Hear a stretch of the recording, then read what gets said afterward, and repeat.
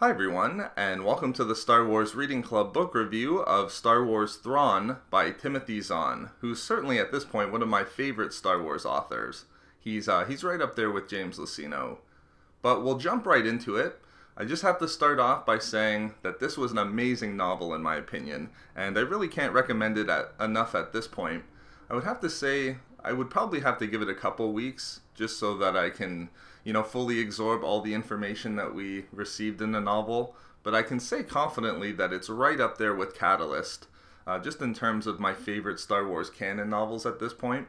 And I think if I was to go through them, it might even be in my top 8, probably even my top 5 at some point of favorite Star Wars novels of all time. That's how good this one was in my opinion. It was just a very well written. I mean, this is something like the 11th or 12th novel that Timothy Zahn has written for Thrawn, and in my opinion, he absolutely nails it. Nobody does Thrawn better than Zahn, particularly if you put it in relation to his Rebels character. I mean, he absolutely nails it, and I just have to say that just in terms of the review, there's certainly a lot of great surprises along the way in the novel, and a lot of interesting plot developments. But what does it for me is I really enjoy the character himself. I love watching, and it's just so interesting to see Thrawn do basically what he does, which is just be a tactical and military genius. But this book was just a lot of fun. It was an interesting read, and I had a great time of just following Thrawn's progress through the Imperial Navy. And just before we get into some of the primary characters in the novel, what we look at in this novel here is just basically the story of how Thrawn came to join the Imperial Navy. It starts at some point after the rise of the Empire. So it starts with how he joined the Imperial Navy and got involved with the Empire, and then we see his rise all the way through the ranks from Imperial Academy all the way to Grand Admiral. But let's start just by looking at some of the primary characters of the novel. And we certainly need to start with the man himself. We'll start by looking at Thrawn. And I'll just start off by saying that I much preferred this Thrawn to the Thrawn that was portrayed in Rebels, which was more so just the classic tactical genius and really military genius and those aspects of Thrawn that certainly were in the TV show, but really came to the forefront in the novel. And I probably just should say that it's not so much of a negative portrayal in my mind with Thrawn in the TV show. It's just, they're almost, I don't want to say two different characters because it's still the same Thrawn. But in this novel here, I felt like he was much more the protagonist. There was a lot of anti-alien rhetoric and those ways of thinking in the Empire. And he basically starts from the bottom and works himself all the way to the top. And then also he's legitimately going after some pretty bad people from time to time in the novel. So he's more so the protagonist, I feel like, in the novel, whereas that's just not the case in the TV show. He's clearly the antagonist against Kanan and Ezra and Hera and the rebels in the TV show. So it wouldn't work so much where he's just the tactical genius 50 steps ahead of everyone. So it's not so much that his character isn't great in Rebels, it's just different. And I would have to say that I probably prefer the Thrawn that we saw in the novel here. But that said, even though we see a very tactical genius Thrawn 50 steps ahead of everybody, there's two things that Timothy Zahn did that I really enjoyed. Because I have seen that there was, not just in this novel, but in some Thrawn novels, I feel like people have, and a fairly reasonable critique in saying that, well, Thrawn just wins because he's Thrawn. But in this novel here, I have to say that Zahn did a very good job of establishing what Thrawn was doing throughout the novel, and it really came through the character of Eli. But it wasn't just Thrawn winning because he was Thrawn. Zahn really did a great job of establishing what he was doing, what he was thinking, but then we get to see sort of the inside thoughts of Thrawn, where Thrawn sort of picking up on all of the non-verbal communication that people were giving to him. So again, too, we always got this constant flow of information that was relayed to the reader on just what Thrawn was thinking the entire time. So I love those two aspects. It really did a good job of building not just Thrawn winning because he was Thrawn, but really showing that this is just a genius, a tactical and military genius, just doing the things that he does, and he picks up on every little aspect and every little detail. And I thought that doing that made the book so much more enjoyable. Now that said, Timothy Zahn also does a great job of giving Thrawn weaknesses and blind spots. Two of the most prevalent were the fact that he wasn't great navigating the realms of politics, so he had a weakness when it came to politics, which was actually led to some very funny scenes and some that I really enjoyed. And then also too, Zahn also established a fairly good nemesis in my opinion, just in Night Swan. And Night Swan does get the best of Thrawn at different points in the novel. So I thought that that also added to the greatness of the novel, just in not having Thrawn win because he's Thrawn. They did establish weaknesses and blind spots, and then Timothy Zahn also again did a great job of laying out exactly where Thrawn's thinking was along the way. So I really enjoyed those aspects, and I think they added to the novel in a very positive way. Now, one of my favorite reveals in the novel, just relating to the character of Thrawn, is the explanation for why Thrawn joined the Empire in the first place, which was something that I was really hoping that we would get to see. And in my opinion, it's an excellent backstory for how Thrawn gets involved into the Empire. Now, originally from, I think it might have been in the first couple of chapters, or maybe even from the prologue, I had thought that he had just been exiled by the Chiss and sent on to a remote planet in the galaxy. But it's actually much more interesting than that, and it was actually a bigger scheme on the part of Thrawn. And overall, with Thrawn joining the Empire, his motivation is really to protect the Chiss, which I really enjoyed.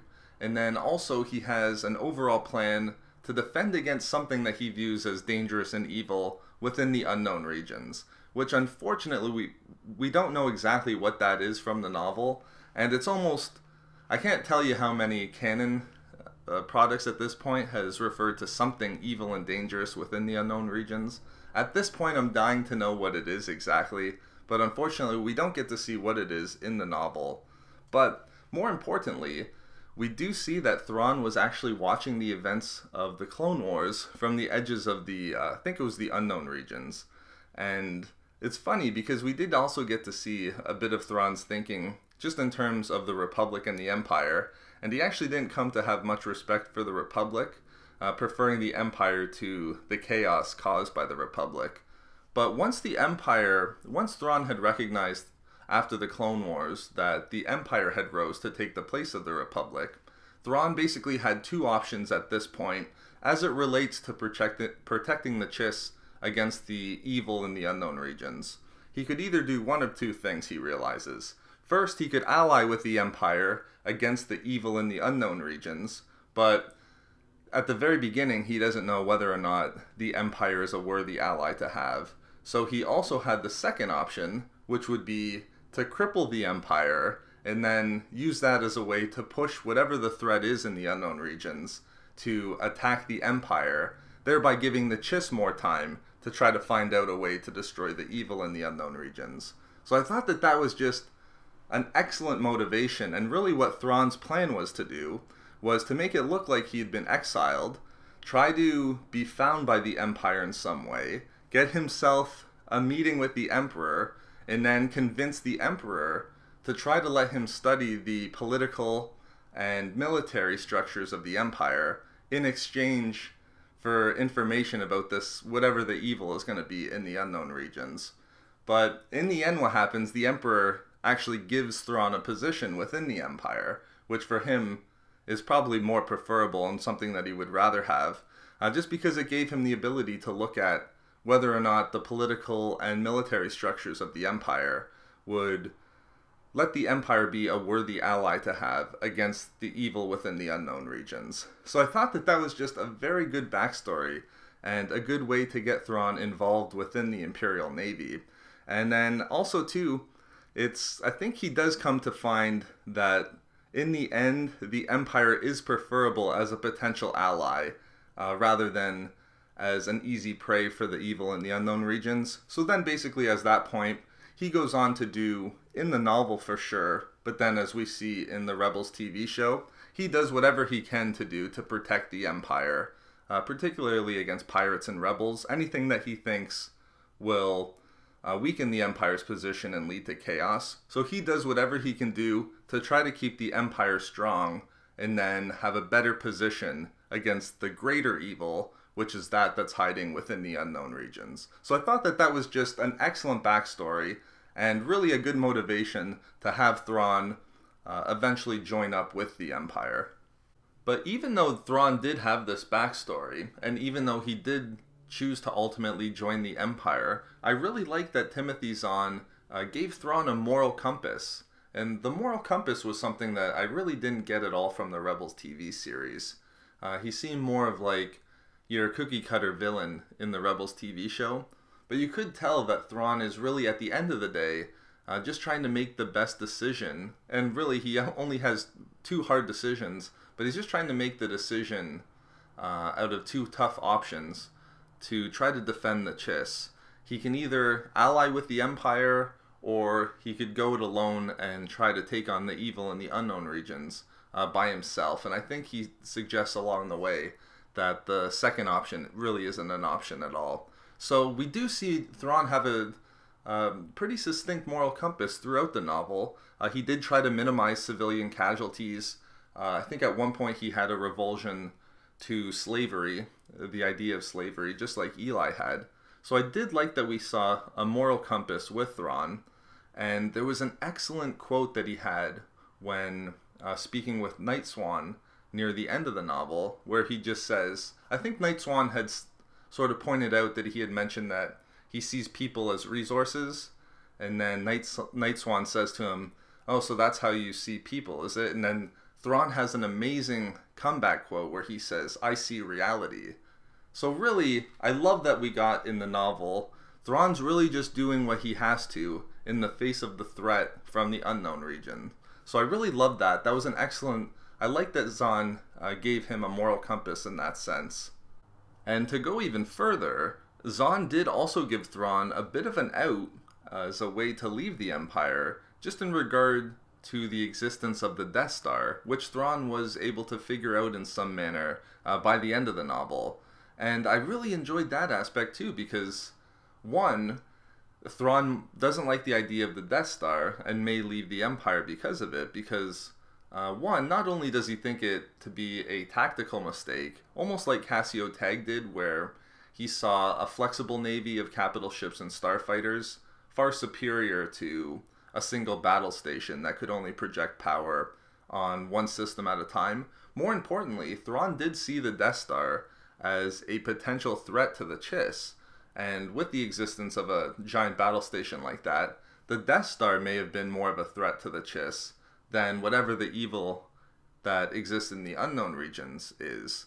So I did like that as well. Again, not only did Thrawn do things like try to prevent civilian deaths, but he also, too, in the face of something like the Death Star, he also had a bit of a moral compass there as well. So it just, not only do we have a tactical genius, a really superior military mind, we also had someone with a moral compass and a very well-rounded character at the end of the day. And whether or not Thrawn leaves because of the Death Star was a bit of a cliffhanger for me. There's probably a bunch of interpretations of the epilogue, whether or not Thrawn has a future in the Empire, or whether or not maybe perhaps he died at some point. We'll have to see. I'm actually interested to hear what everyone thinks. Since it is up in the air, it'll be something to discuss. But I do think that this Death Star aspect to Thrawn is really going to come back to play a very important role for the character. But that said, definitely enjoyed the character of Thrawn. Very well written. I enjoyed it right from the beginning, from his days at the Imperial Academy right to when he became Grand Admiral. So Thrawn, very well done, in my opinion, within the novel. Now let's talk about another great character from the novel, who just might be one of my favorite original characters that I've read recently, which is Eli Vanto. And I thought that Eli was just a great character. It's hard to relate to Thrawn on a lot of different levels. As fun as he is to read, and as great of a character as Thrawn is, not the most relatable character from time to time. But with that said, Eli, on the other hand, was a just very relatable character, at least for myself.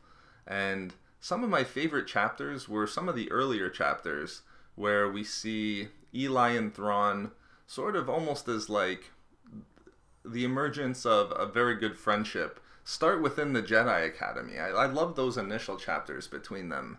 As much fun as all of the military aspects were later in the novel, I did really enjoy the chapters that really just focused on the relationship between Thrawn and Eli. But the arc was very impressive for Eli. Just great character development along the whole novel. Really went from being somebody on track to being a supply officer within the Empire, to then growing to Thrawn's aide and student, and then ultimately becoming really his protege by the end of the novel. So that arc was just amazing. I really enjoyed the character, but more so importantly, although there was arc in the way of what his rank ultimately was, and you did see him progress all the way through along with Thrawn, it wasn't just in rank, it was also very much in just him as a person, in his understanding and consideration of tactics, which I thoroughly enjoyed. And really by the end, if he couldn't outright determine the correct tactic himself in the vein that Thrawn would, he could certainly understand Thrawn's tactics probably better than anybody once they were revealed to him. And one of my favorite exchanges was between Eli and Commander Faro aboard the Chimera, where Eli, he's basically underselling himself and his tactical abilities. And Faro had stated something to the effect of, what comes easy to you doesn't come as easy to everybody else. So you should be pretty impressed with the fact that you do understand Thrawn's tactics to some sense once they're revealed to you. And I thought that it was just hilarious because she pointed out that, there's people aboard the Chimera who are going to do what Thrawn says, but not a lot of them understand the reasons for what they're doing. So it just pointed out that Eli had a really good grasp on the overall strategy. So he grew in rank, but he also really grew as a person as well. Just being able to establish his career basically right next to Thrawn. And I thought that was just, it made for such an interesting character. And also in relation to the character of Eli, I love that the ending revealed that all of the brief writings at the beginning of each chapter, they pretty much revealed all of these they were only a couple of paragraphs, some of them even shorter than that. They all revealed something along the way of good advice for leadership and tactics and just the thinking of a military leader. All of those little brief writings were all part of Thrawn's journal, which I kind of, at some point you pick up that they're probably writings of Thrawn's in some regard. But the nice point was all of those little snippets, that journal was actually left for Eli by Thrawn. And it's just a really nice epilogue chapter where the last entry is just based on friendship. And Eli comes to think that perhaps they were left for him, not so much for their military insights, but also just because the two had grown to become friends by the end of the novel. So I really liked that Thrawn's journal ended up in the hands of Eli, which really does speak to the point that he ultimately does become Thrawn's protege. And even more amazing to that effect was just within the epilogue, which was just amazing. What a great epilogue, where we saw Eli actually travel into the unknown regions to meet Admiral Aralani of the Chiss Defense Fleet, who in her own right was also one of my favorite characters from Legends, and just a great Chiss character herself. And really, it was very interesting, almost like Thrawn was grooming Eli the entire time. Thrawn basically sent him to go try to be of some help to the Chiss. I loved that. It was such a great ending. And we don't know exactly the timeline and, whether or not Thrawn's alive at this point and where Thrawn may be if he's not dead.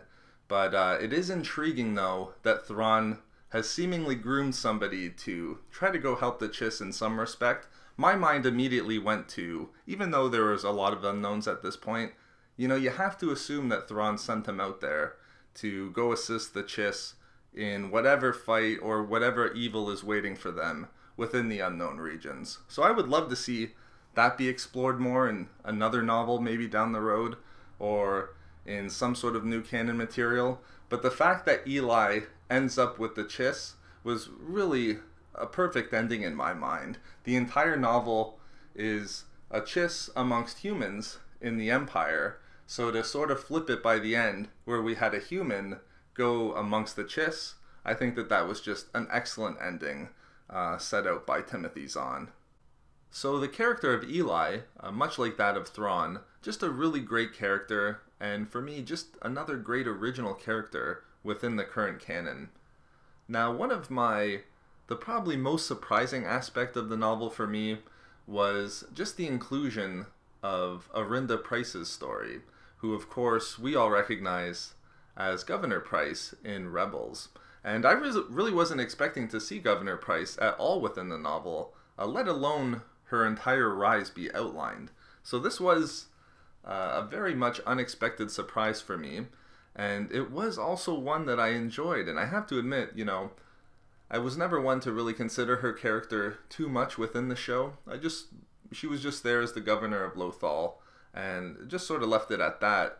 But I did end up ultimately enjoying Pryce's story as well. And really, Governor Pryce's story was in the same vein very much as Thrawn and Eli, which was pretty much her rise. And it was her rise to become governor of Lothal, which was really motivated by revenge. And I don't even know if lust for power is the right way of saying it. I think more so, just like Thrawn, just thinking back now to that awesome quote that Thrawn gave to Night Swan at the end of the novel when they had their face-to-face meeting. Whereas Thrawn says that he sees reality, I really liked that in many ways, Pryce also saw reality. She was one that recognized that the galaxy was one big mess of political maneuverings, wherein people were constantly vying for power and trying to take down political enemies that they had to try to jump ahead of them. So I think that in many ways, Pryce was very similar of a character to Thrawn, just in the sense that she saw reality, and this reality did cause her to lose pretty much everything at the beginning of the novel, just in regard to her family business. Her parents couldn't even live on Lothal anymore. So she saw that reality, and she was somebody who just realized that this is the reality of the universe or of the galaxy, and she was going to be the one who was going to take power for herself. So I don't think it was so much even a lust for power. It was almost like in the same way that Thrawn, this is just the options that Thrawn had, and he was just doing what he was doing. I feel very much the same way about Arinda Pryce. And the interesting aspect was, although I have to say that I definitely enjoyed the chapters with Thrawn more, obviously, being such a big fan of Thrawn, I did find it interesting, though, that in many ways, Pryce's story really mirrored the story of Thrawn as well. Just basically, instead of from the standpoint of the Imperial military and the Imperial Navy, she rose through the world of politics. And I've always been a big fan. I really enjoy the political elements of Star Wars as well. And we were able to get a look at Tarkin through Governor Pryce's story, so I was happy about that as well. But I'm always happy to take a look at the world of politics within Star Wars. And just in regards to Tarkin as well, I should just mention that Zahn really nailed Tarkin too. I think him and Lucino now at this point are probably my favorite two Tarkin writers, but both of them do such a great job with Tarkin. But just getting back to Pryce, I love that her story mirrored Thrawn's, just more so on the political side of things. And she did recognize the reality. But that said, she did become cold and ruthless, I have to say. She really, I mean, you kind of take her as a pretty serious character in Rebels. But I mean, she got her best friend at one point locked up. Took down the former governor of Lothal, Ranking, took him down hard, killed all the civilians at the end of the novel. I mean, she really became quite ruthless by the end, and you probably can't look at her the same way now in the Rebels TV show. But all that said, I did enjoy her story. It was certainly a nice surprise to get the backstory of Governor Pryce. And I did enjoy her ending as well. I think that there was a very nice connection between her and Thrawn that connects very well to the Rebels TV show. And I did like that they had... I have to say, I don't think that Thrawn cared very much for Price. In fact, I don't think he liked her very much. And I think the feeling was mutual for Price. I think that she saw him more as an opportunity. But I did like at the end that they did have at least a mutually beneficial exchange, we could call it, between them, wherein Price could benefit from their relationship by having Thrawn help remove the rebels from Lothal, and then Thrawn could benefit from her because she could teach him how to navigate the political realm of the galaxy. So I thought that that was an excellent ending. I mean, they probably split ways at the end, not caring for each other very much, but I did think that it worked, and I thought that it was very interesting. And it was something established and very well done, I should say, too, by Zahn, that Thrawn did need the political help. There was a lot of anti-alien sentiment, and Thrawn just wasn't good talking to people in authority either. So I did like that ending for her, where she did have something of value to offer to Thrawn, which really set up well going into the Rebels TV show. But certainly an interesting character, great development on the part of Price, and one that I have to say I was pleasantly surprised of. And the last character that I want to touch on in this review is just the character of Night Swan, who I thought that was a really good nemesis for Thrawn within the novel, who actually did a fairly good job of not only keeping up with Thrawn, but actually came to best him at different points as well. I would have to say that one of my favorite scenes, and probably my favorite individual scene from the novel, is just the meeting between Thrawn and Night Swan near the end when they had their face-to-face meeting. I mean, those were just two very intelligent characters, very different outlooks on how the galaxy should be run, and we got so many amazing details just about Thrawn's character through that conversation. That one was certainly one of my favorite scenes in the novel. But I did like how Night Swan turned out to be a lot more of a sympathetic character than I was expecting, and he was actually somebody that came to be quite respected by Thrawn in many ways, just for his own tactical ingenuity and the way that he dealt with situations. I like that Night Swan was more sympathetic than just this outright supervillain that Thrawn had to deal with. It made it such more interesting in that respect, rather than just, there's so many supervillains within Star Wars. It was nice to have Night Swan be a bit more sympathetic, and really within Night Swan, the interesting aspect is you do, at least I did, see him as like an early rebel, somebody who recognized this danger that existed within the Empire.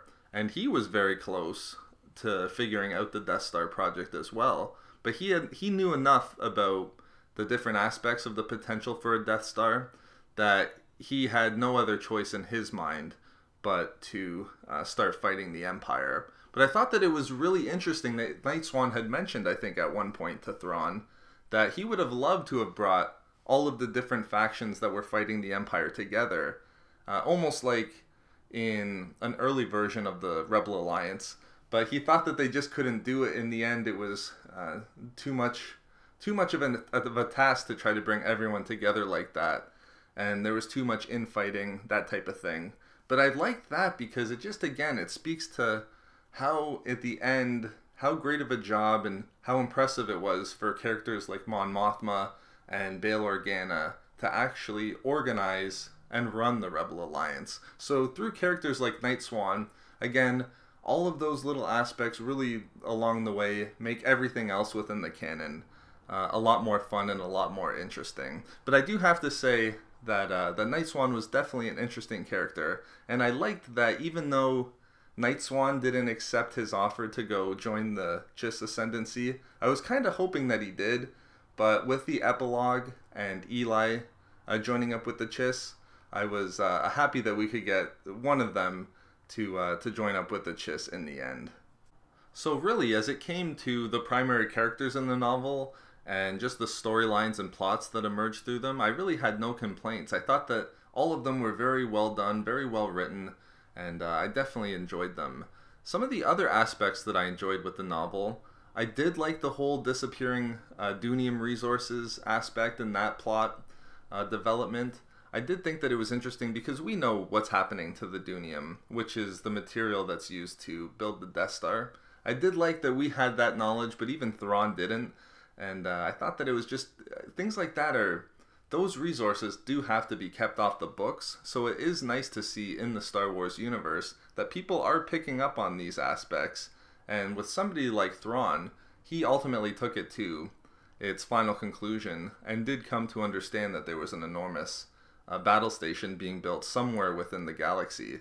So I did like the whole aspect that Zahn included in the novel, just with the fact that there was Dunium that was going missing within the Imperial supplies, which was having an effect of driving prices up across the galaxy. So I thought that that was interesting. I also liked that there was a tie-in with Catalyst, and also in the novel Ahsoka, in relation to the planet of Ilum, just referencing the fact that the Empire was strip mining entire planets bare. That always stood out for me in the novel Catalyst. But it also was interesting that in this novel, that's really something that motivated Nightswan to actually get up and fight the Empire as well. So it was interesting to see, again, this is the third novel now where we've seen the Empire basically obliterate entire planets, just depriving it of its entire resource base. These actions are sort of small brush fires that ultimately did build into the Empire. So I like that those aspects have continued along within the canon, and really are a main motivation for why people fought the Empire.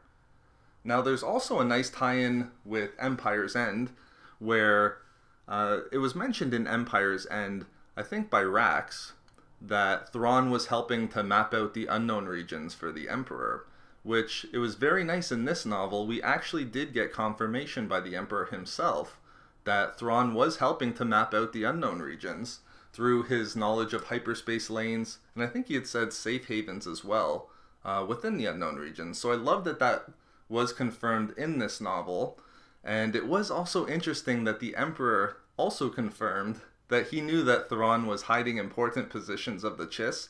So it is interesting that whatever the Imperial Remnant, or what started out and became the First Order, they probably aren't near to any of the important positions of the Chiss, but you do have to wonder, and I definitely did, whether or not Thrawn was mapping them into the regions where this unknown evil existed in the unknown regions. And I didn't mention it before, but I do have to assume, it's been alluded to so many times, that you do have to wonder if this dangerous and pressing evil in the unknown regions is connected to Snoke in some way. At this point, I think it's very likely, but I did find it interesting that the Emperor did mention that, well, I probably know that you're not giving us hyper lanes and sending us into areas in the unknown regions near the Chiss, so you do have to wonder what sections of the unknown regions is Thrawn sending them to. And then lastly, this one was one that I really enjoyed as well. Once Thrawn had brought up to the Emperor that he knew about the Death Star and even actually warned the Emperor that you wouldn't want to have a battle station like that that could only influence one system at a time. Much better would be to have a flexible navy of capital ships and starfighters, basically telling the Emperor that you're probably better off going in the way of just a bigger fleet than a single Death Star. I loved it that the Emperor actually confirmed to Thrawn that once the Death Star was fully operational, it would suppress all opposition within the galaxy. For me, this was a very nice tie-in to James Luceno's novel Tarkin, wherein it really was established in Tarkin that the Emperor wanted to build the Death Star just because it would give him the time to unlock the true power and all of the secrets of the Force. So really, he knows, and the whole way along, being warned by Thrawn, and he also knew himself, I would have to think, that from a tactical standpoint, the Death Star is probably not the best way to go. He knows that on a tactical level, it would just be better to build a whole lot more Death Stars, a whole bunch more TIE fighters, even Super Star Destroyers, out of what they could have gotten for the Death Star. He knows on a tactical level that the Death Star is not the best way to go. but he does know that if he had the Death Star, what he was hoping for, he would suppress all opposition, which then he wouldn't have to worry about all of these mini rebellions jumping up all over the galaxy. Then he could devote time to what he truly wanted, which was to unlock the secrets of the Force. So I thought that that was fascinating. Again, you saw it in the Emperor's thinking, but to actually see him say it out loud in this novel, I thought that it was a great build on what we saw from the novel Tarkin. Now lastly, just to finish off this review, just a couple of things that I wish there was more time, and perhaps maybe some elements that I wish more time was devoted to. I really wish we had a chance to see more interactions between Thrawn and the Emperor. We certainly had two. I think there was two main ones that we saw in the novel. One at the beginning, and then one at the very end, literally in the last chapter. But those were good, but I do wish that we saw more interactions between them, just because it did mention along the way that Thrawn was making multiple trips back to Coruscant, and even in a single year I think he had made 4 trips at one point. So I wish we did get a chance to see, perhaps somewhere within the middle of the novel, just another interaction between Thrawn and the Emperor. That said, of course, we did get 2, and both of them were extremely interesting, which is probably why I wanted to see more of them in the first place. Now, speaking of time devoted to interactions, another one that I was really hoping that we saw was the interactions between Thrawn and Darth Vader. We only got the briefest of encounter between the two at the very end of the novel, and it was more so them basically saying hello to each other for the first time. But there's something really interesting of a connection between Thrawn and Anakin Skywalker that has been established now in this novel. And unfortunately, just another thing that I wish we got to see was the story that exists between Anakin and Thrawn encountering one another during the Clone Wars. If we would have got to see that, and of course, we were so close on one aspect to hearing about the story between Anakin and Thrawn, with a scene where Eli met Night Swan for the first time. Well, meeting him for the first time as Night Swan. But we were so close to getting that story that I thought at some point they would reveal it, certainly by the end of the novel. But unfortunately, I guess we'll have to wait another day to see what the true encounter was between Anakin and Thrawn during the Clone Wars. That's a fascinating reveal for me from this novel. I really wish we got the full story, but hopefully we get to see it at some point in the future. But what makes it even more interesting is just, now that Thrawn and Vader have met one another, given everything that Thrawn's able to do in, through his genius, I wonder if Thrawn will be able to establish that Vader had previously been Anakin Skywalker, who he had met. So that will all be interesting to see. I wish we got to see more along those lines, but we'll keep our fingers crossed, and hopefully down the road we'll be able to see what gets worked out there. And then just generally, I mentioned it before, but I really, at this point, I kind of need to know what's going on in the unknown regions. At this point, it's been referred to quite often, coming back now on back-to-back major canon novels, just with Empire's End in this novel now here. I think we need to understand what's going on within the unknown regions at this point. Unfortunately, we didn't get to see what it was in the novel Thrawn, but I can't understate how important this evil that exists in the unknown region is to Thrawn's actions and his motivations within the novel. So if it's enough to spur Thrawn into taking all of these actions, then I think we need to know what it is at this point. I think there might be a connection with Snoke. In fact, I'm fairly confident at this point.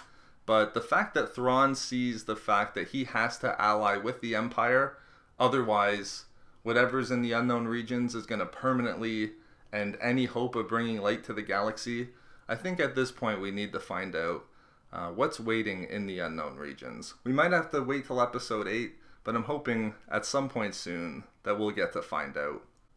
So those were some of my thoughts and opinions about Star Wars Thrawn, and like I mentioned at the beginning of the review, this was definitely one that I can't recommend enough. I've really enjoyed pretty much every aspect of this novel, to be quite honest. From the characters, from the plot, to all of the interesting reveals that were given. I think that this one is definitely worth checking out. Like I said, it's probably, if not the first, not my favorite canon novel, it's certainly within the top 2 at this point.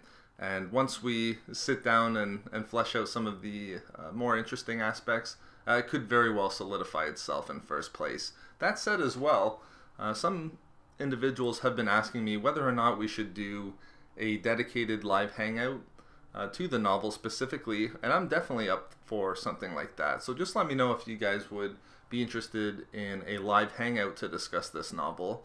I could discuss it for a few hours at least with you guys, so I definitely would be interested in something like that.